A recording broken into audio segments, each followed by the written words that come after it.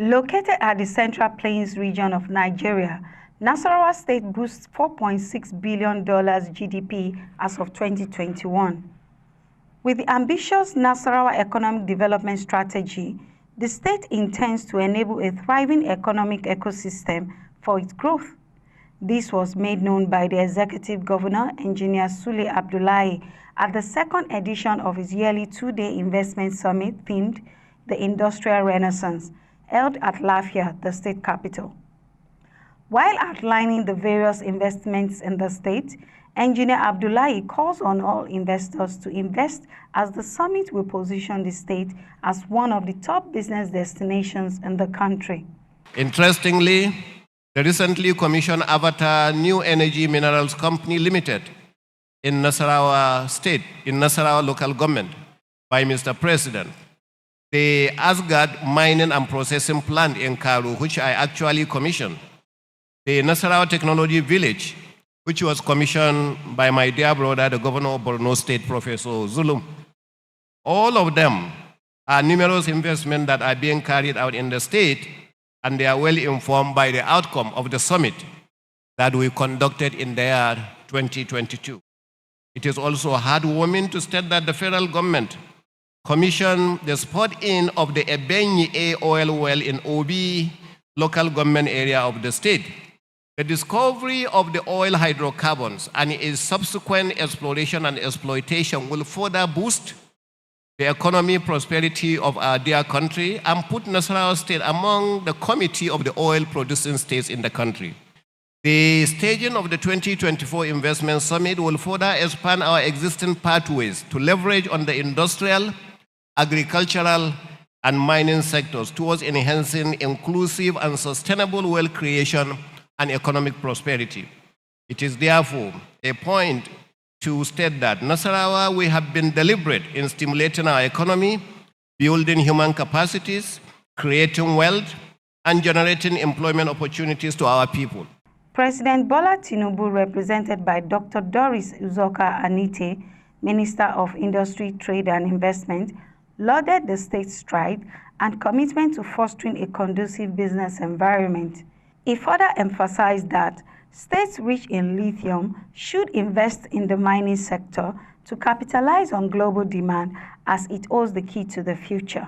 Let me therefore commend the vision of His Excellency, Engineer Abudulahi Abdul Sule, ON, for taking action towards creating a thriving industrial ecosystem that attracts investment, creates jobs, and stimulates innovation. I also want to mention and praise his encouraging efforts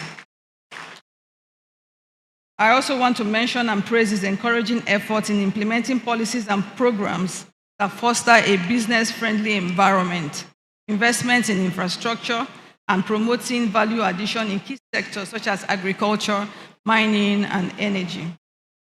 Last week, Nasarawa State celebrated a significant milestone with the launch of a 4,000-ton per day lithium processing plant, a testament to allure for investment. This achievement underscores the state's reputation as an investment destination and its dedication to providing an enabling business environment. I therefore urge other states to emulate Nasarawa's example by intensifying efforts to attract investment. Initiatives like this investment summit are pivotal in showcasing the vast opportunities awaiting investors across all sectors of the Nigerian economy. Amina Mohammed, Deputy Secretary General of the United Nations, charged the state to continue in its bold pursuit for economic development. I commend the people and the government of Nasarawa State for their ambitious economic strategy, as reflected in the Nasarawa Economic Development Strategy. Nasarawa State is primed to be an investment powerhouse and an economic hub in Nigeria due to its strategic location, its rich agricultural base, abundant solid mineral resources, and tourism potential. This is complemented by a vibrant young population and a growing contingent of women and girls who are carving new paths of economic participation and leadership. However, harnessing this potential requires a conducive environment underpinned by policy and regulatory frameworks that are reinforced by strong public institutions, robust public-private partnerships, and adequate levels of investment and financing. Strategic public-private partnerships that are aligned with the SDGs and the 2063 Agenda are essential. Why? Because they can boost entrepreneurship. They can harness the potential of digital technologies. They can expand opportunities for youth, women, and girls, and they can tackle climate change. Bold investments and new finance strategies can put the SDGs at the heart of our business models. During the panel on Pillars of Industrialization, the Technology and Skill Development Imperative, experts call for the need to optimize, leverage, and invest in technology for an effective and enabling business environment. I tell most companies, anybody that does not invest heavily in technology in the next 5 years will become obsolete. Whether company, whether government, you must focus primarily on technology right now. Today, artificial intelligence is the order of the day. Check any matrix around the world. For the next 30 years, we've transitioned from land. Land used to be the fantastic asset back in the day. We've moved from land to factories. We've moved from factories to data. From data right now is what can you make out of that data? Technology and skills development are intertwined because you need the right set of skills to be able to build the right technology to address these problems. And eventually the end goal is to achieve industrialization. Nasarawa is the state with the highest activities by Naseni. And one of the key reasons to that is because of the kind of leadership we enjoy here, as well as the enabling environment, and also having someone like His Excellency that understands this kind of collaborations. I think Nasarawa is one of the few states that does and organize events like this.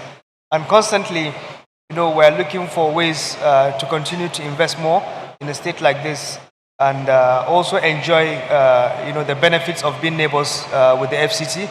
And we believe that will close the infrastructural gap. For us in Nasarawa State, I think we truly got it right by realizing that human capital development is a game changer for accelerated growth and development.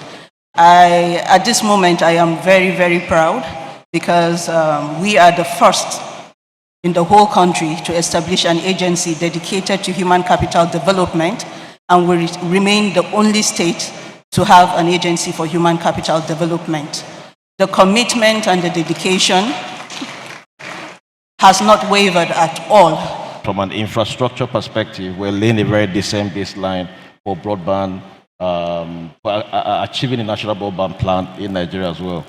Surely the state is also thinking in line of digital literacy. So, there must be awareness for sure, there must be training as well for you to get to that digital literacy. If you're not literate, you cannot make use of all these services and solutions.